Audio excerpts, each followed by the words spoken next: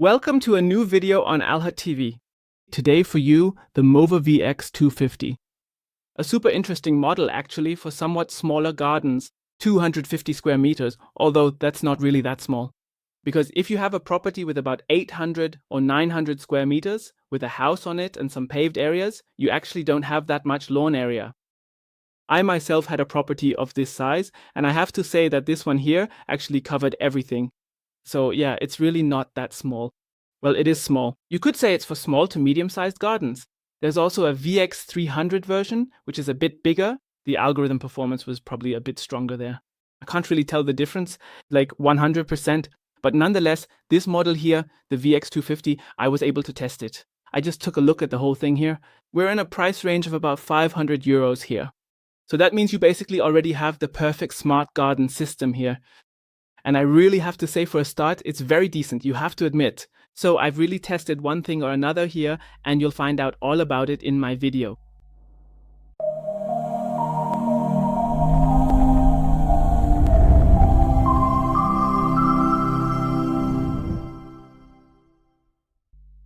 Yeah, I'd say let's get started right away by setting up the robotic mower. It's super easy to do. That's actually the first thing you do. You set it up and then you set up the MIP, which you can do here in two different ways. You can either have it map everything fully automatically, but you can also have it map everything manually. You can simply choose which option you prefer. During setup, there's the option that when you drive it to the edge, you can start the automatic mode from there. So I've tried both methods. In automatic mode, if it doesn't quite know where to go anymore, you can intervene manually. You don't have to remap the entire area here. So that's really not an issue at all. And in the end, as I said, depending on how complex the garden is, which you have to keep in mind, it's definitely not a problem if you intervene manually from time to time. And you'll definitely reach your goal this way. When does it make sense? Clearly, maybe I can show this as an example. There are, of course, certain passages where the robotic mower doesn't recognize it as a mowing area, but rather as a path. You can create the path separately. Then you can specify, here's the path. And of course, when you're running it in automatic mode, it will say, okay, that's too narrow. Later on, you create zone 2 and connect everything with a path. And then you have a passage here. Because it's so narrow, the mower can easily get through the path here as long as it's at least 60 centimeters wide. In my examples, I haven't had any problems with the path either, so it worked wonderfully. Why does it work so well here? Whether it's the path, the automatic detection of mowing edges, and so on. This is the Ultra Eyes 1.0. What we have here at the front is a dual vision camera. It recognizes over 300 obstacles and ensures that it can orient itself perfectly here as well. This has worked wonderfully in all of my examples and in my practical experience. I had absolutely no problems with the robotic mower, which still looks like new. It found its way around perfectly. And that was even without the so-called guide system, which we would have on top here. Of course, that's available with the larger models as well. I'll show you those too. They're really cool. But as I said, this is for the entry-level model. Tibi-Tobi with the so-called Ultra Ice 1.0 also worked wonderfully. I'd like to show you that directly as well. Here, I've set up some poles as obstacles for the robot, just to see how it navigates through them. But it wasn't bothered at all and had absolutely no problems here. It had no trouble navigating its way out of here.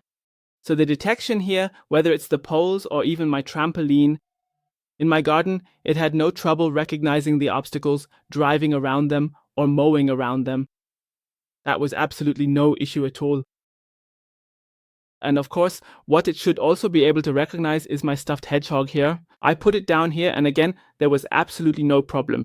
It also recognized the hedgehog here perfectly and didn't run over it. So of course, it detects 300 obstacles wonderfully here. Among others, as I said, it also recognized the hedgehog here perfectly. Yes, and the whole thing works wonderfully, of course. We don't need RTK here, of course, and we also don't need a boundary wire. Obviously, everything is managed here with the camera, and even if it loses the GPS signal, for example, because it's under a tree, it has no problems, because just with the Ultra Vision, or Ultra Eyes as we have here, it can still navigate perfectly well, even if it temporarily has no GPS. So that's not an issue at all. It really compensates for everything very, very well. In short, we have automatic AI mapping here, which is included. The setup here is of course super easy, obviously. As I said, you just set it up and can have it run automatically or manually. The whole thing is ready to use within a few minutes. And then it gets started right away. As mentioned, you can still create driving routes and so on here. But once everything is set up, then the mowing pattern looks just as it should. The tracks are driven very continuously, very parallel. The mowing pattern, the speed and so on can be fine-tuned a bit more in the app. We'll take another look at that. But even in the default setting, you can clearly see how it covers everything. And of course, when it's finished, or if it needs to return during the process, after charging it continues exactly where it left off. That's not an issue at all. By the way, in poor lighting conditions, it also automatically returns. You can deactivate that. I left it activated. That means as soon as it starts to get dark, it receives the signal that the lighting conditions are getting worse, and then it returns. It's actually recommended because we want to get the best results, especially if, during dusk, there might be an animal or two in the garden. You want to be able to spot them 100%. I mean, I don't want to run over even one hedgehog out of 100, so this really needs to work reliably here. That's why I think it's pretty cool that it also says here, okay, with dusk, it returns. You can also deactivate this if you want. It's not absolutely necessary, but I left it on. I also liked it a lot. When it comes to adjusting the cutting height, we have the option to mow between 2 and 6 centimeters. The whole thing is done with an adjustment dial, which is pretty simple. Below, it adjusts accordingly. You can see it on the underside, our rotating disc. I have to lift it up again for a moment. Here we have our rotating disc, as you can see, with 3 blades. As I said, you can adjust the whole thing here. Using the adjustment wire, in terms of safety, of course, you can hear it. Please put it back on the ground. The robot is stopped. Press the OK button twice to unlock. Alright, as you heard, a lot of safety features are checked here. So if you lift it up, it immediately shuts off and gives a warning. If it tips over or gets stuck on something, it issues a warning. So just as you would expect, it works here. Really good, as you just saw. Another advantage, of course, is that we can mow the lawn edges here, just as you would expect. With many models, it drives very close. Here, you can also adjust this a bit in the app, fine-tuning it separately if you want. Personally, I don't really like it to be that close, to be honest. In my garden, you can't reach the very outer edge anyway, so I have to go around once myself. I actually prefer if it keeps a bit of distance. But here, as I said, that's not an issue. We also have an edge trimming function included here. That works just as you would expect as well. So, really great. Maybe just a quick note about the map. We can create 2 different maps here. That's interesting if, for example, you have a front yard and then another garden at the back by the terrace, but the path between them would be too long, because that's limited to 20 meters. In that case, you can create 2 maps here and switch between them. You can select the map and have it mow the front yard as well. By the way, that's also possible, this so-called multi-zone usage. Yes, and then we're already pretty far along here. Obstacle detection. Yes, it mows everything cleanly. It looks super cool. The robot, really great for the price. We have motion alarm here. We have GPS tracking included. And yes, it's super quiet at under 57 decibels and above all, very intelligent. Now, to wrap things up, I'd like to briefly show you the app again because there are still a few things you can set here. Of course, that's interesting too, so let's take a quick look at it together. Yes, I want to show you the app here.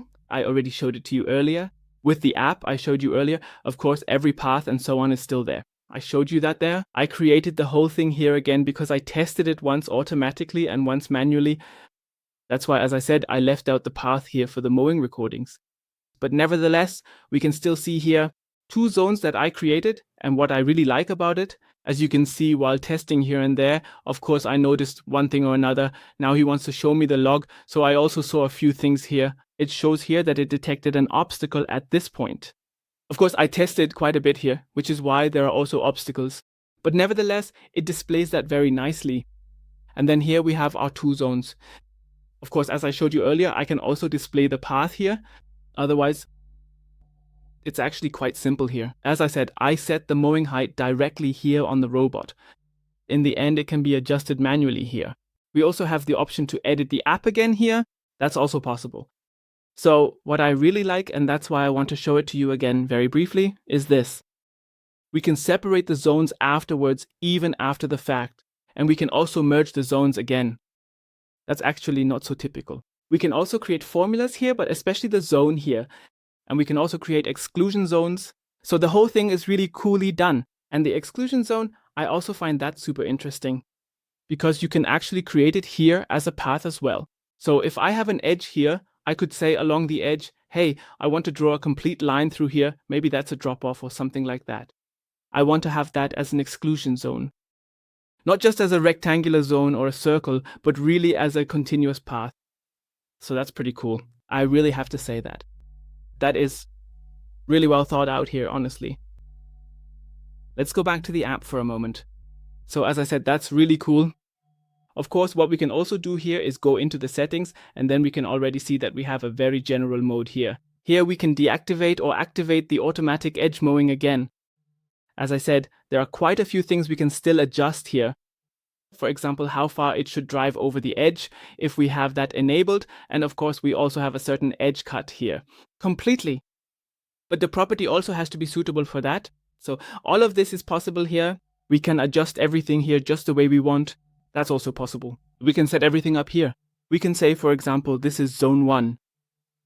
And if we set this up, then we can use different parameters here, for example, than for zone 2. So that's really not an issue at all. That's definitely possible this way. But we can also just leave everything here in the general mode. Yes, and then, as I said, the whole thing is really super easy. We also have some general settings here, which I find very interesting. So activity logs, for example, if something happened, I can check it there. Maintenance point, we have frost protection, and that really works great. It's still spring now, so sometimes at night it's actually almost 0 degrees, and then it doesn't operate. That's actually noticeable, and I really like that. Do not disturb security charging. Adjustments to the weather, so it has a kind of rain protection based on the weather forecast. That works practically online here. We don't have a direct rain sensor here like you often see with 2 contacts. Instead, it actually works here via an online weather service. So that's great too. So, and then here we have continue after charging and so on. You can already see a lot of features here that we're familiar with. We also have a child lock included here. And then of course we have here, even right now, there's a company update pending. That also works wonderfully because the station has Wi-Fi here. The whole thing is over the air. That means in the end, the update works fully automatically here. You can set it between 0 and 6 a.m., however you like. So it's updated early in the morning, so that also works perfectly. Otherwise, the controls are great, super simple. And here you can then choose whether you want the zone type here.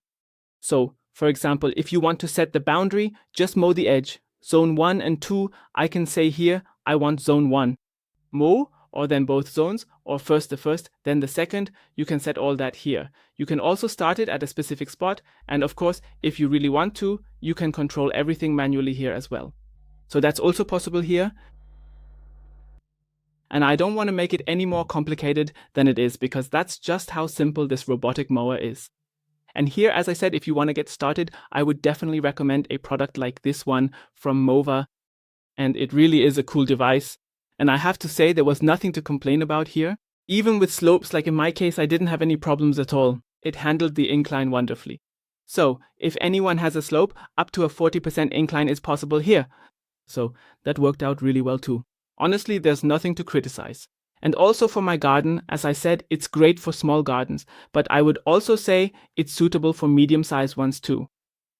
Even if it's a bit tricky or winding, like in my case, it really handles it well. This is for the entry-level model from MOVA, the ViAX250. I can only recommend it. It's honestly a really cool device. I hope I was able to give you a good impression of it. As I said, the highlight for me is definitely that it automatically recognizes the map for you. It's cool with the AI, but it only does it once.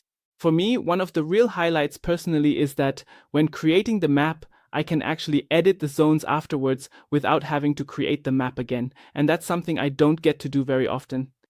I think that's pretty good. There. In my opinion, MOVA is already a bit ahead here, because I often test robotic mowers where that's just not possible. And I've already had this question come up in the community, so I'm mentioning it because it's also very important to me. I think that's also a real relief. Above all, it means I can say, okay, I'll add another zone here, because on the shady side, the grass grows faster than maybe here on the sunny side. If it bothers me, I can merge them again, separate them again, I can do whatever I want here. The app just makes that really easy. So for me, that's definitely a highlight, but of course also that the robot works so well. You can read everything else about it below in my description. Just check it out there.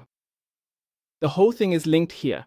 As I said, the ViAX250 is definitely the perfect way to get started with a smart garden. I can promise you that it's a really cool robot, not just in terms of looks, but also technically. Find more details in the description below and comment with any questions. See you next time on AlHuTV.